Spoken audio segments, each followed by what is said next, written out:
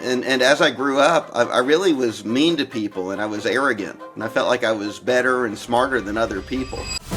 Accounting is called the language of business, but CPAs are the translators of trust. Because I really think accounting in a lot of ways is rote. Accounting isn't bookkeeping. Accounting isn't tax preparation. Accounting is about being on the front lines of making sure that people can trust where their 401ks are. They can trust that when they retire, they're going to have money. In the accounting space, everybody is focused on, oh, well, it's debits and credits, and it's boring, and it's lame, and what am I really doing? And I think what we're doing is we're leading with integrity. We're showing mentorship side of things. And more importantly, we're there for our clients and for, like you said, the trust. You know, out of all of that and on all the videos I've seen and the amazing energy that you bring to the classroom, I mean, the Fun CPA is my brand, right? But seeing you being out there in front of the students and teaching this, how do we make accounting fun? Well, again, it's like I said in Dan Tomey's video, I don't actually try to sell fun. I try to sell. Welcome to another episode of the Fun CPA podcast. Today on the show, we got a really special guest, Jonathan Kern, professor at University of Oklahoma, who is bringing the fun to the classroom and really, really encouraging students to dig deeper into understanding what the accounting profession is about. He was featured on a video that has gone viral since then, and now we have you on the show. Professor Kern, Jonathan, welcome to the show.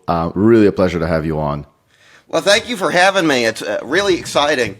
I can't believe that just singing about debits and credits to the, that Madagascar song, I like to move it, turning it into, I like to debit, I like to credit, that would blow up the internet, and then just doing a UFC style announcement before the exams would get people so pumped up, but it really has. And I'm really hoping that that motivation, that inspiration, that encouragement can translate to other instructors, because in my heart, I'm only one person. I'm only one instructor. So if we could spread that to other CPA offices and other universities across the world, that would really motivate and inspire me. That's amazing. And you know what I think you're doing, and I think that video is helping. And I think that in the grand scheme of things, we do have a pipeline issue, right?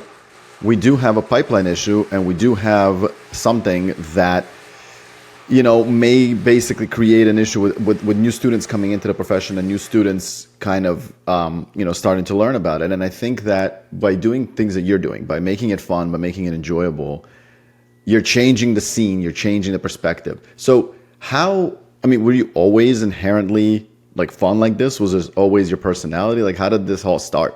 Actually, it's a big, huge 180 shift.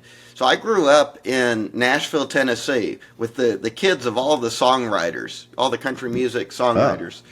And I was very shy, and I'm still introverted. I'm actually an introvert, even though I don't look that way. Yeah. And I didn't learn until a few years ago that I'm actually autistic. So I have the exact wrong personality type to be charismatic, fun, encouraging, inspiring.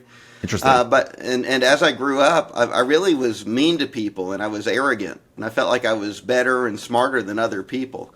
But as I got into college, became an adult, I was encouraged to go through this workshop that I still sponsor now called Possibilities for Life. I went through that when I was 19, and I actually learned how similar I am to other people from all backgrounds and situations, and how my struggles are really other people's struggles too. And people really want to hear about me and love me and accept me. Yeah. And I wanted to give that same love that I experienced in that interaction, that 4-day workshop, to other people. And it totally transformed my life and my outlook. And so now I just love people. After that experience, I wanted to give back and support and encourage people as much as I can. And it's really changed my life and opened up doors to tons and tons of opportunities. Yeah, that's incredible. I mean, you're affecting so many people. But as far as your journey goes, I saw, you started in the true public accounting profession, right? I mean, you started at an accounting firm. You did tax, you did some audit. Tell me about those years. Well, I really like doing tax, actually. I spent 5 years doing tax work.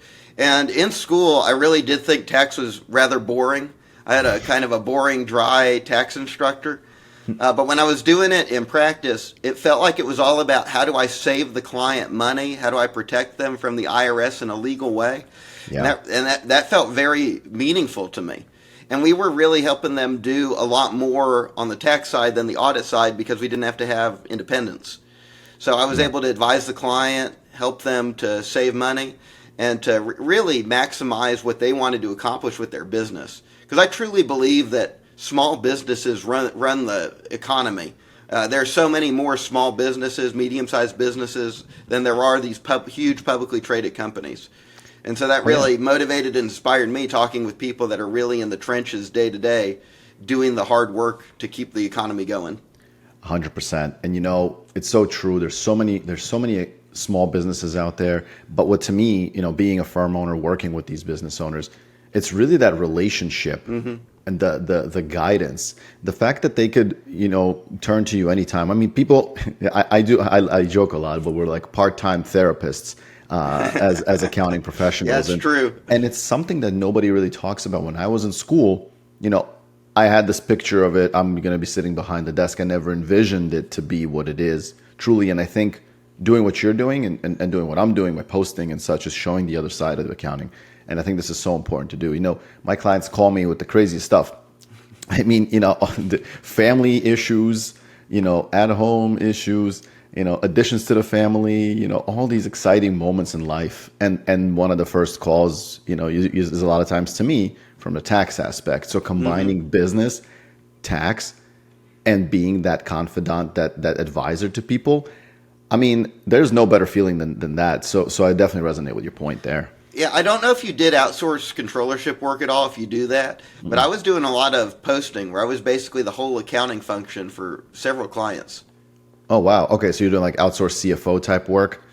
Well, yeah, it was just posting and then doing the adjusting entries every month, giving them reports so that they could make proper budgeting decisions, financial decisions, so on what to charge for their products, whether they need to buy more inventory now, those kind of things. But that really gave me a whole different perspective on what it means to do a client-facing, client service business. Because I was trying to serve them and answer problems that they might not even know that they had because they're not looking at the numbers every day. Yeah, 100%. And I mean, and most business owners don't. The reality of it is most business owners are sitting there doing their business, right? I mean, if you're an attorney or if you're an engineer, you're not sitting there thinking about taxes and what the implications are. You're trying to run your business that's making $4 or $5 or $10 million a year, let's say, or 1 million or whatever it is, and you're so deep in those trenches, you're not thinking outside of that. So for me, and this is my personal way of doing business, I like to meet quarterly at least. And when we meet quarterly, we stay on top of the year instead of catching up in April on what has happened.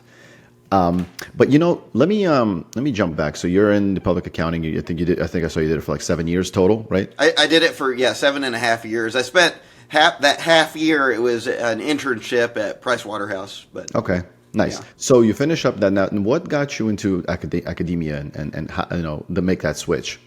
Well, so when I got into academia, I actually felt like I was getting called out of public accounting. It almost felt like supernatural in nature. I just saw a post on Facebook one day from a former instructor, and it said they were looking for someone, and I had this voice inside my head say, yeah, you should apply for it. You should go and change careers. And I wasn't looking to change careers, and I didn't want to change careers, really. I felt like that was scary. It was going to be a whole new set of new world, new problems. Yeah. And I was doing just great in public accounting, and I was moving up, and things were just fantastic in my life. Also, people don't realize this, but in public accounting, usually there's not too much social or political pressure. And when you go into academia, there's that social and political pressure that I was totally unfamiliar with, really. So I was kind of concerned about all that. So I didn't have a resume together. I didn't have a cover letter or anything together. So I went over my lunch break and I called a professional resume writing firm and I gave them what I had, and it was just a mess.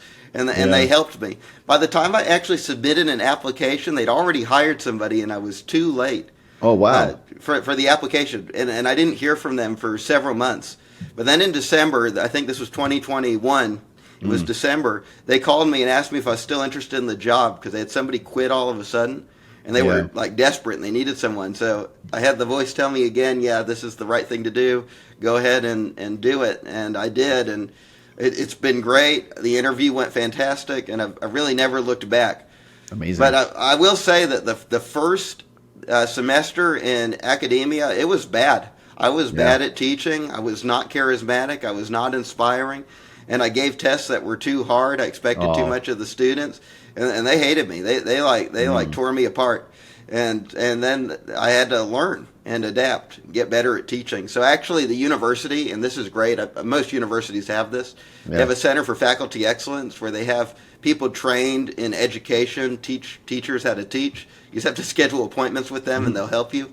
Wow. And they really helped me that first summer. So I didn't teach any that summer. I worked with them, and they really helped me develop teaching strategies that worked and were effective. And then I also did some personal study on just being charismatic, being a leader. And it really brought me back to some acting experience that I had from when I was young and that I never thought I would use as an accountant. But it really talked about controlling the space, walking around the room, just being physically dynamic in the space really changes the attitude, atmosphere, and energy of the room. And so I was able to incorporate that with the educational lessons that I learned, and it really changed the whole experience. It made it a lot more streamlined. The students understood what was expected of them. And then they can now do more than it seems like they can do in classes with the same class with other instructors, just due to the structure taught to me by the Center for Faculty Excellence. Yeah, incredible. Out of all of that and on all the videos I've seen and the amazing energy that you bring to the classroom, I mean, how, the Fun CPA is my brand, right? But seeing you being out there in front of the students and teaching this, how do we make accounting fun? Well, again, it's like I said in Dan Tomey's video. I don't actually try to sell fun. Yeah. I try to sell meaning. Tell me more about that. So, accounting is called the language of business, but CPAs are the translators of trust. That is what we're about. So I'm trying to get them to think past being an accountant, because I really think accounting in a lot of ways is rote, and accounting isn't bookkeeping. Accounting isn't tax preparation. Accounting is about being on the front lines of making sure that people can trust where their 401ks are. They can trust that when they retire, they're going to have money. I joke with the students in class that I invite and encourage them to think about grandma. Yeah. Does grandma have the money she needs in retirement to go on world travel? That she can go on safaris in Africa and not worry about paying her bills, not worry about paying for medical expenses. I want grandma to be able to live out her retirement years thriving, not struggling. 100%. And that's what I invite them to think about. So that's what I try to sell them on.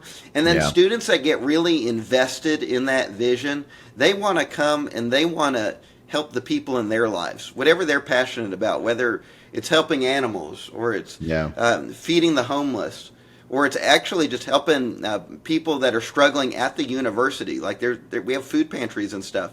Not everybody is financially stable in the academic environment. So we make sure they have clothes and food, what they need to succeed. We have programs to help them buy suits, because we want them to really thrive at the university. And it really helps motivate them to get involved in those initiatives. Yeah, that's incredible. I think what I get out of that is, you help the students understand what the why is. And I think in the accounting space, everybody is focused on, it's debits and credits and it's boring and it's lame. And what am I really doing? And I think what we're doing is we are, first, obviously we're leading with integrity. We're showing mentorship side of things.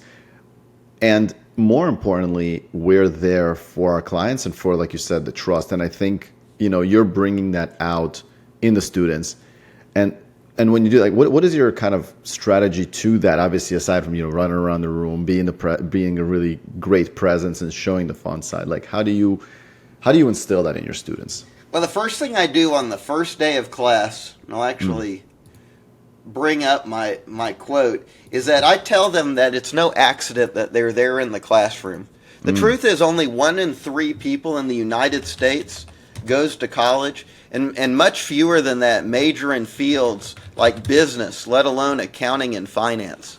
True. So society isn't just putting them there because they love them or they feel some type of special feelings towards the students, but it's because they need them. They're counting on them to be the future CPAs, financial advisors, financial analysts, the people who design the trust for society. And without them, everything's going to fall apart, and society knows that. So I like to tell them this quote, and I really believe this, and this is what I give them in the Intermediate 2 class. And Intermediate 2 is killer. That is a very hard class, even for accounting and finance majors. And those are about the only people probably in society who could handle such a class. I say it's not the smart, the noble, or the talented who change the world. It's the hardworking. The people who pour their heart and effort into everything they do are the ones who truly leave their mark. As you embark on this journey, I want you to realize something deeply important. You are far more capable and intelligent than you often give yourself credit for.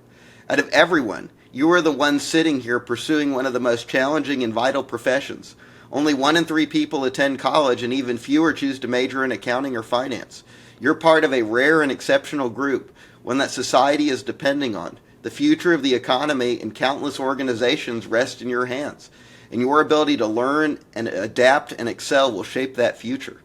Wow. And I tell them that, and that really changes their perspective on things. Because a lot of these students, they're only interacting with these other accounting and finance majors who are very smart, very intelligent. They might be average amongst those peers, and then that gives them that imposter syndrome. And I don't know about you, but I still face the imposter syndrome myself, where it's like maybe I'm not as good of a CPA or accountant as I need to be for society. Every day. I mean, every day in one way or another, we all experience that, and I'm no exception to the fact. You know, you constantly challenge yourself and ask yourself and see what sometimes other people are doing, and think to yourself, are you good? Are you doing what you're supposed to be doing? Are you where you're at in life? But your message is very interesting, and you know, I think as a society, we got to look past the boringness, right, of accounting, and look into what it's really doing, right? You know, really instilling the trust, and like you said, it is a vital part of it. Unfortunately, I think, you know, the firms themselves that we have out there, you know, they definitely put themselves in a little bit of a pickle, because, you know, with some of these starting professions, starting salaries and all of that, you know, it made it challenging to join that profession, and people are looking online to see, you know, well, what other profession can I get that is not going to pay me $50,000 or whatever it is. So you're getting people we need to really focus on the folks who want to make that difference, the folks who really want to, you know, create the economy and help the clients and all that. So how do we get to those folks? How do we get to those people? Well, we have several issues, and the pipeline issue, like you were just talking about, is a really big deal. I think one of the biggest issues in accounting right now, and this is sort of, I guess, how we need to start framing how we pay people in public accounting. So starting salaries aren't particularly strong, especially when you consider that people are going to work probably $2,500 to $3,000 hours a year. So if we think about that on an hourly basis, let's say you're making $85K coming out of school, which is not bad. That's not bad. But if you're working 2,500 hours a year, that's only $34 an hour. Yep. And $34 an hour sounds a lot worse. Yes. And unfortunately, when you're hiring people to be CPAs, they know a thing or two about math, and they can put these numbers into a calculator themselves and do that math. 100%. Right. And so that's not very attractive. However, 3 to 5 years out of school, everybody's making over 100K if they stayed in the profession. Yes. They're making 120 plus. And then if they go into industry, it's really not uncommon, especially if you live in a very, what do we call it? Like a place like New York, Dallas, big city, high cost of living area. It's very common to make 150 plus a year very easily. And that's not like outlandish for anybody that was senior level or higher when they left public accounting. So I don't exactly know how we change the narrative and shift the narrative, but that's one of the biggest issues I see. Because people who major in a lot of professions that are quote unquote well, I think that the term they use is sexy, like sports marketing or management or something like that. Maybe people make a lot more coming out of school if they're the top 1% of students. But really, this is something that's realistic and achievable for anybody who gets a CPA license. Anybody who passes the exam, they're all doing this. It's not just a one-off. 100%. I think that there's two things that are not great for the profession at the moment with the pipeline issue. It's obviously starting salaries, and it's obviously people who are now have access to the internet and they're able to see, oh, let me Google and see what these people are getting paid and these people are getting paid. And they hop on Reddit, which I'm sure you've heard and seen about, the website Reddit, where folks share their stories. In that website, there's a subcategory for accounting. And the stories in there alone of some of these, archaic practices, old school partners, being yelled at, all these negative things, are pushing people away because that's what they're seeing.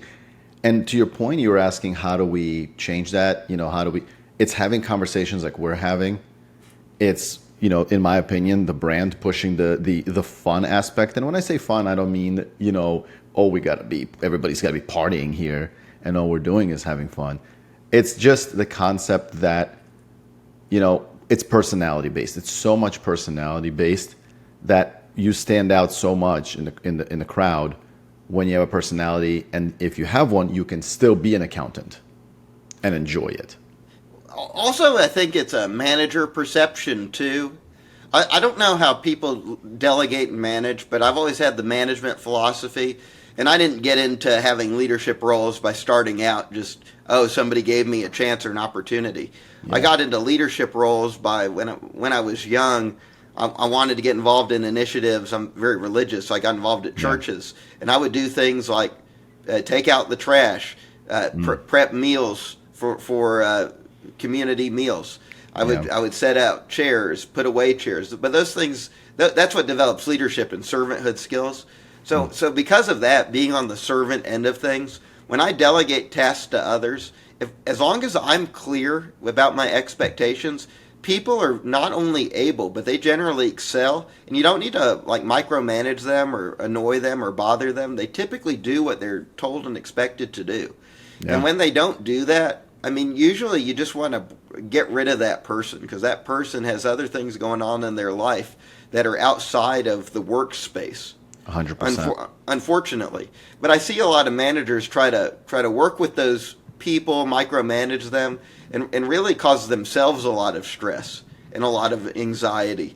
And I feel like that dynamic is posted about a lot on places like Reddit, or at least I've read it on Reddit. And that's I know it's kind of punny. It is. but that's my experience, and my management philosophy has always been very different, and I could extend that to the students. And they feel that too, where they're not being hassled about what they have to do. Everything's on their canvas. They have a calendar, and they can follow the calendar and get the work done. Yeah, I love that. And that it really is as simple as that. It's giving people autonomy.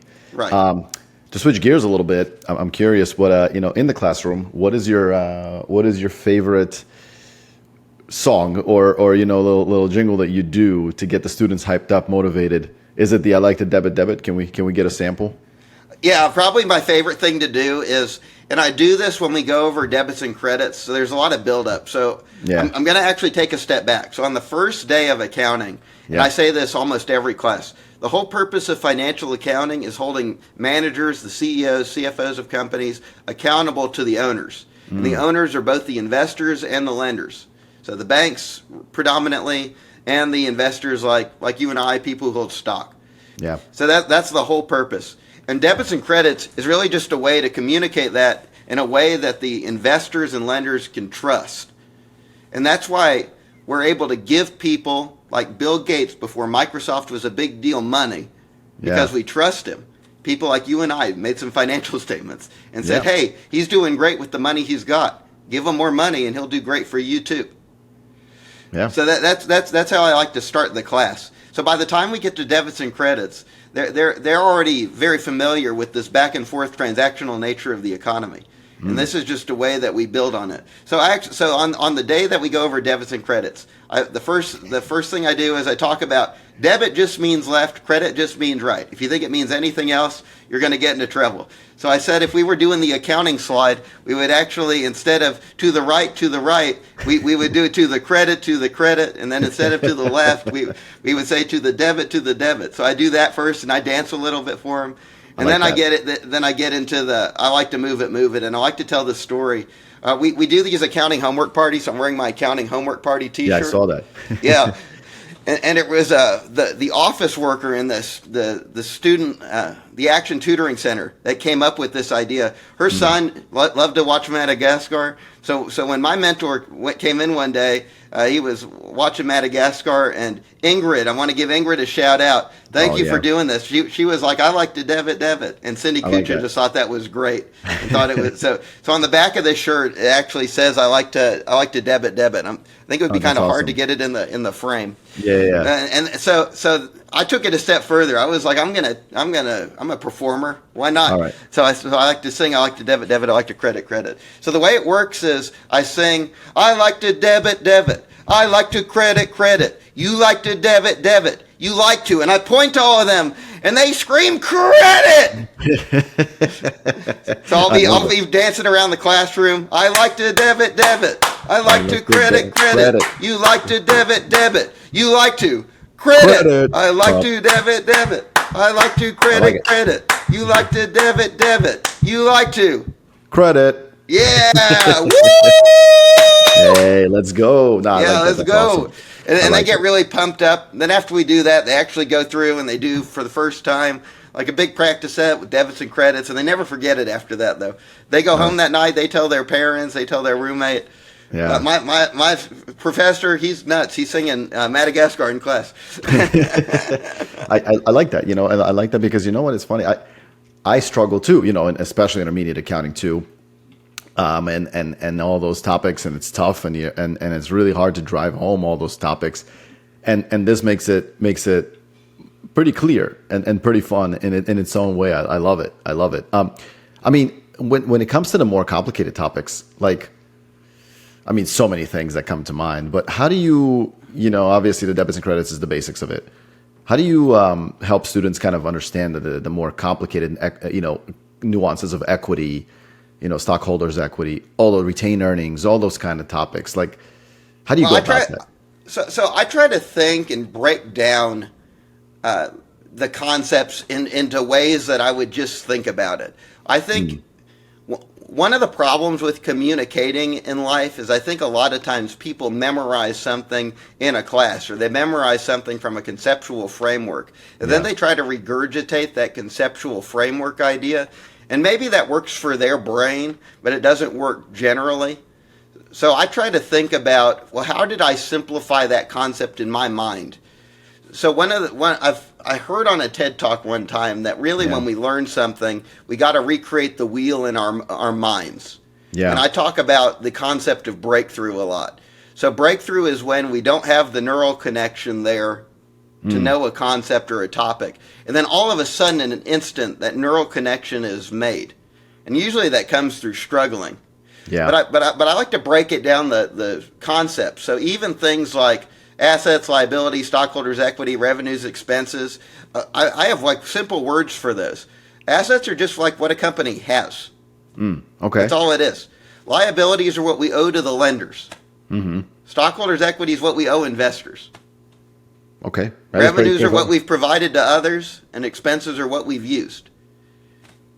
Yeah, that is pretty simple. And I came up with that stuff just by thinking about it. How did I break it down in my head to understand it?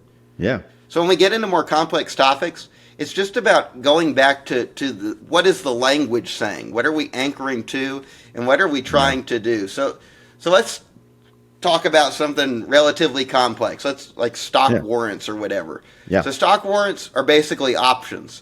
And people who don't know, warrants and options are just coupons. They're pieces of paper, essentially. Everything's digital now, but essentially they're pieces of paper where you can go in and you can get a discount on the stock you want to buy.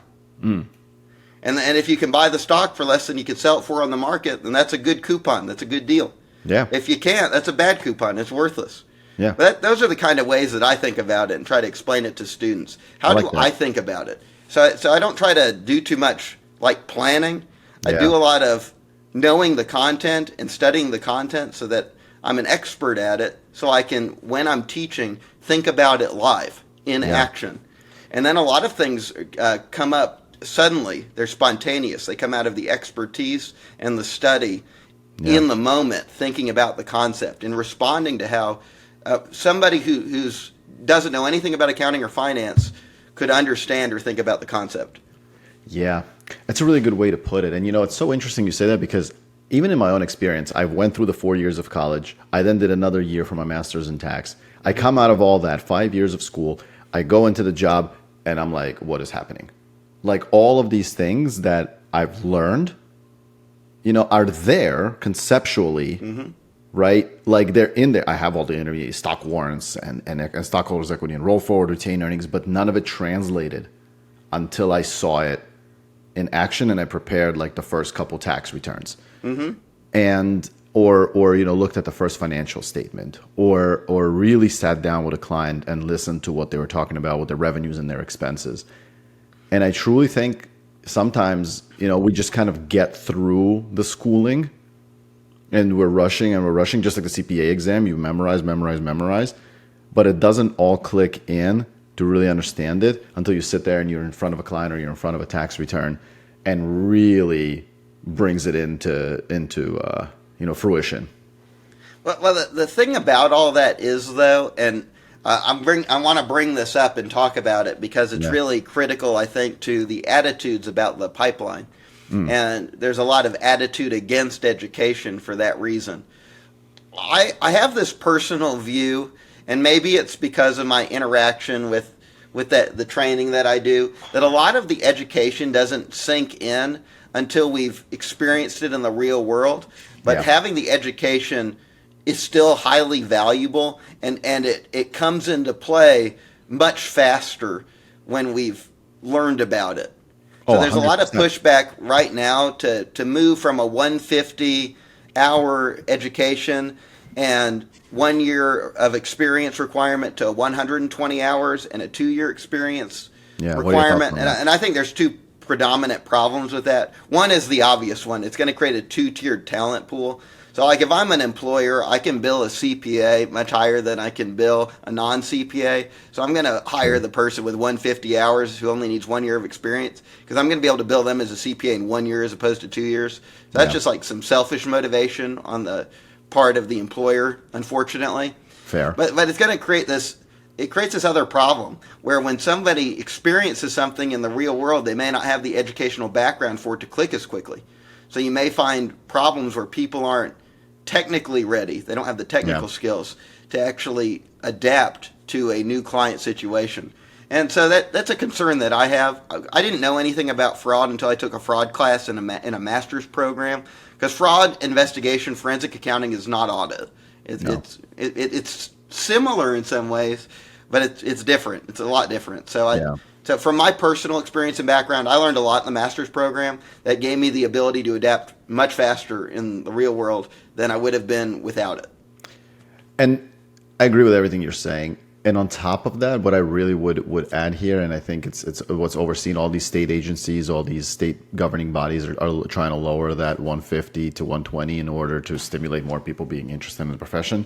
Here's the problem. I say this all the time. I say this in posts. If we don't fix and if we don't work on the perception of the industry, forget about the 150, forget about the 120. You can make it 80 and nobody's coming.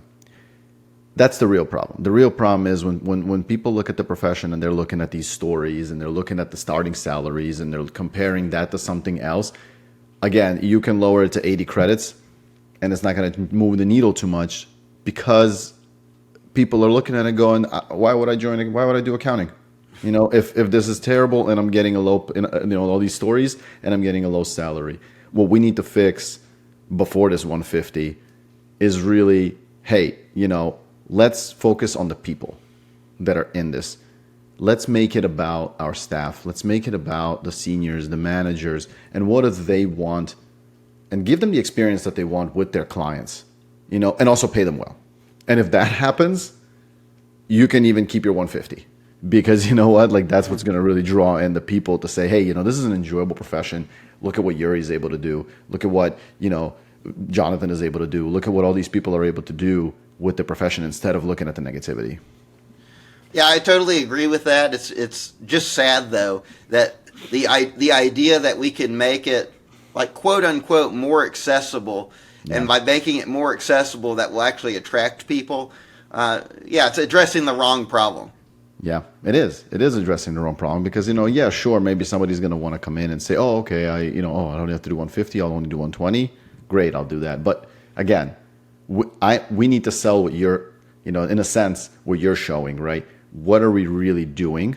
What is our responsibility as accounting professionals?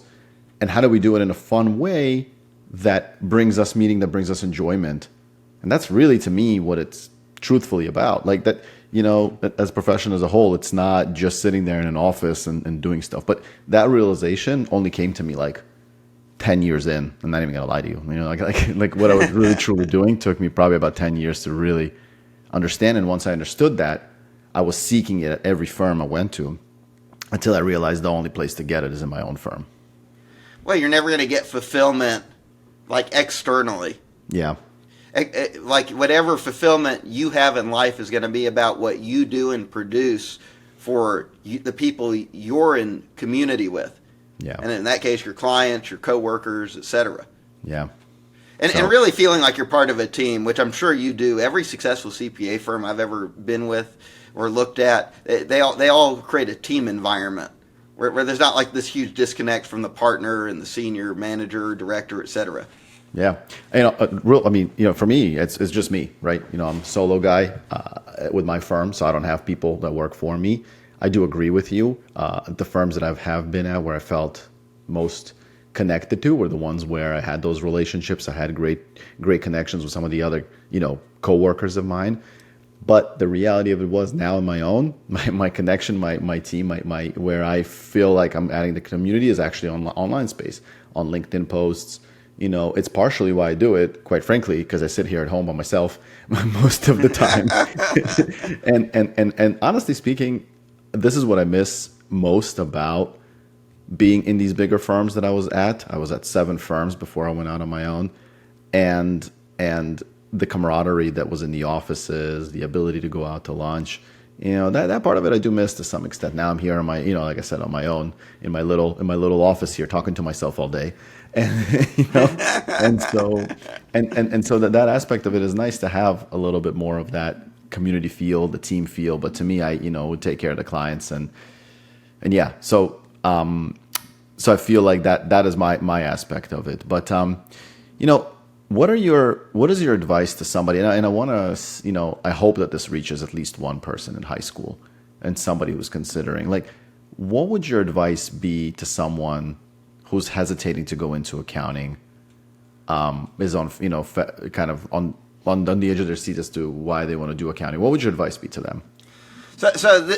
I see this questioning, and the questioning really doesn't come up very often amongst people who have parents or family friends who are CPAs. Because otherwise, young people are just not exposed to the accounting profession at all. And I think that's a big problem in and of itself. I have the personal view that basic accounting really should be taught in high schools. Agreed. If not earlier, it could really be taught in middle school. You only need Algebra 1 background to understand accounting. Accounting really not that complex, the basics of it. Yeah, sure, we get in college into very complex topics. But at a basic level, very, very easy. So that's the first issue. But people who are questioning it, I would really encourage them to think about where are they most likely to make the biggest impact. And the truth is, you're most likely to make the biggest impact not in a field that's considered sexy and highly competitive. It's in a field where there's a need, where there's a clear gap. And right now, with the pipeline the way it is, there's a clear gap. And there's a clear gap for people who want to be social advocates who are CPAs. We really need in politics right now, and there's a lot of state agencies who will support you running for government, like they'll fund your campaign. Yeah. If you want to get politically motivated as a CPA, just because they want healthier economic policies in their state. Yeah. We definitely see that at the national level, especially now. Oh yeah. 100%. I mean, it's very concerning because it doesn't follow any type of logic. And CPAs are the people who have the logic, the business know-how to advise on what makes sense economically and what doesn't make sense economically. 100%. So wherever the young person wants to be involved community-wise, the CPA profession has a door for them right now. Yeah. And other fields don't have that. The opportunities are absolutely astronomical right now, and I think in the next couple of years we're going to see even more change and even more ability to make money, make impact, and really change the course of the profession. And that is why I'm so adamant about pushing, for the fund, pushing for promoting the profession. Let me ask you this, and we'll kind of wrap up with this one, because I think this is so important right now. So many people that are already in the profession. This is why I want you to picture in your mind as you're guiding here in this question that I have. So many people right now, managers, seniors, they message me, privately on LinkedIn a lot of times, and a lot of them are feeling like they made a mistake going into accounting. They're feeling like they're so overworked, they don't know what their future is. They feel lost. And from your perspective, I feel like you can kind of connect with that and maybe resonate. What would your advice be to somebody who is in the field now and just doesn't know where they're headed with it, feels lost? I would encourage them to do something new. And I would start by doing something new in the personal life and see what that translated to.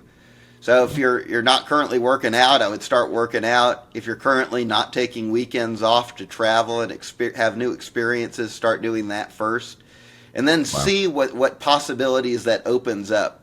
Because being lost in life, I feel like, is frequently, for me, and I went through this a lot as a young person because I didn't have good social networks, is not knowing people who you can talk to and be honest with. That's why they're reaching out to you, unfortunately. There's nobody probably in their life that they can talk to and be honest with. But by having new personal experiences, I discovered that I wanted to have new professional experiences too. Yeah. And I believe you could actually talk to this probably better than I can, being at 7 different firms. Yeah. I'm sure that all came from having a personal change first before you made a professional change. You mean when I switched firms? Yeah. Yeah, well, the truth of it is when I switched the firms that I was at, it was all due to experiences that I was not getting. So I was always very, very focused on small businesses and the high net worth individuals in that realm of things. I'd never wanted to do C Corps. I had zero interest in that.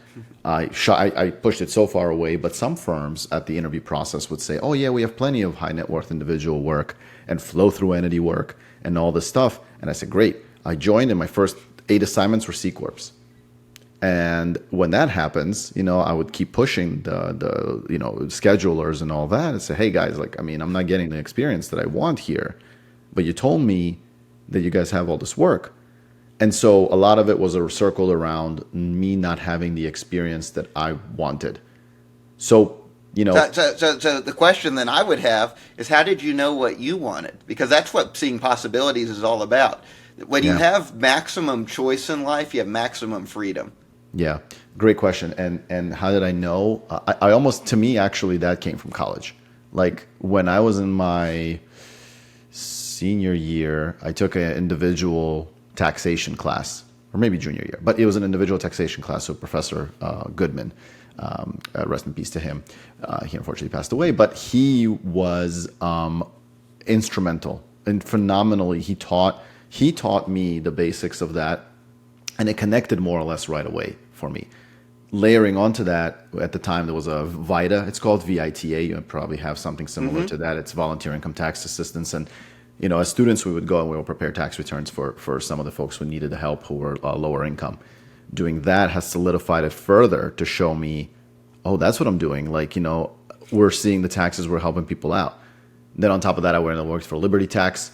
And then once that happened, and then I graduated school, I kind of already knew I wanted to do the individuals high net worth.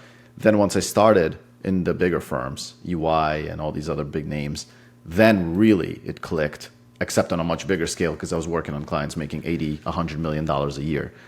And then I was like, whoa, this is crazy. It got to the point where the software, this high-end software, had no space for commas anymore. Like once you made more than like 8 million a year, or you were like at the 10 million, there's no commas. And when you see a client that has no commas in the software, it's like it's a game over. You got to really count. But that was my experience, you know, and I was just seeking that expertise that I was just simply not getting, and so I was jumping firms. And it'll be at every single firm that I've jumped, it was 6 months of honeymoon, 6 months of something I don't like this, and 6 months of just not being happy at all. And unfortunately, that was translating into my personal life, the lack of being happy. And so once that happened 4 or 5 times in a row, I was done. Well, that's powerful, though. So that's what I would hope that, I guess, those people who are messaging you could take away. That once you don't have to stay in that unhappy attitude. Yeah. Once you're there, make a change. Yeah, and that's what I share with people. And I've never been there. I've never been so dissatisfied where I really wanted to switch my job. I worked for an amazing woman. Her name was Janice Gray. She was the chair of NASBA. She worked with professional ethics committees at Peak. And she was just a wonderful individual. She wanted to give back to the community. We would work on clients where we didn't make any money. We even lost money on some of them. But we just did it because it was good to do it for the community. And we wanted to support and love our community. And so that she really instilled that we're doing it for others. We're not doing it for ourselves. We're doing it for others. That's exactly it. So the truth of the matter, if we wanted to wrap it up, was CPAs, we don't just sign off on the numbers. We sign off on the idea that you can trust what you're seeing.